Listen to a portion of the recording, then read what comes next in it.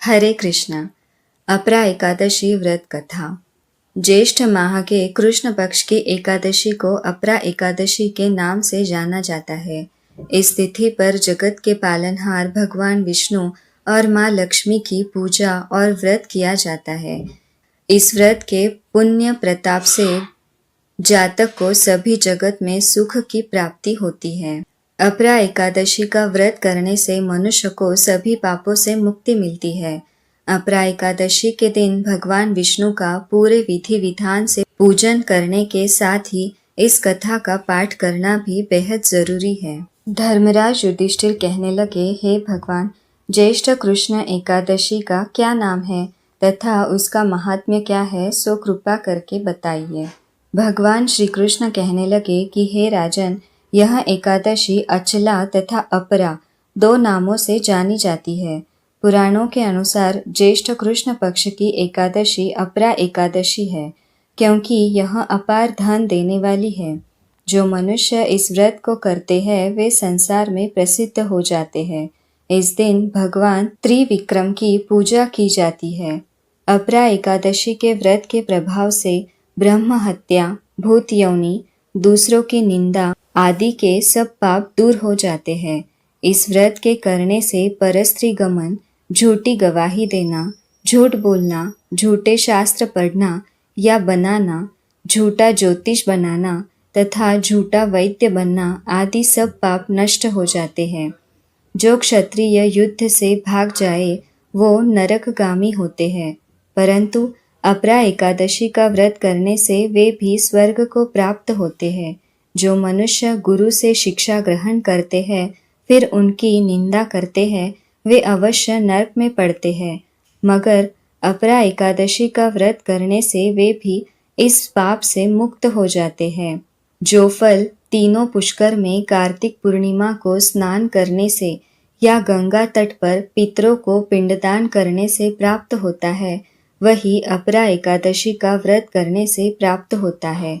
मकर के सूर्य में प्रयागराज में स्नान से, शिवरात्रि का व्रत करने से, सिंह राशि के बृहस्पति में गोमती नदी में स्नान से, कुंभ में केदारनाथ के दर्शन या बद्रीनाथ के दर्शन, सूर्य ग्रहण में कुरुक्षेत्र के स्नान से, स्वर्ण दान करने से अथवा ऊर्ध्व प्रसूदा गौदान से जो फल मिलता है वही फल अपरा एकादशी के व्रत से मिलता है।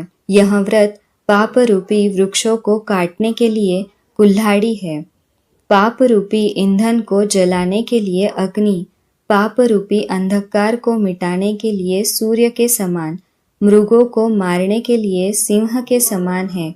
अतः मनुष्य को पाप से डरते हुए इस व्रत को अवश्य करना चाहिए।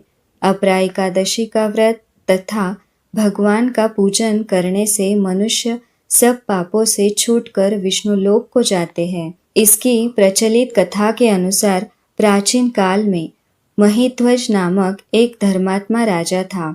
उसका छोटा भाई वज्रध्वज बड़ा ही क्रूर, अधर्मी तथा अन्यायी था। वह अपने बड़े भाई से द्वेष रखता था। उस पापी ने एक दिन रात्रि में अपने बड़े भाई की हत्या करके उसकी देह को एक जंगली पीपल के नीचे गाड़ दिया।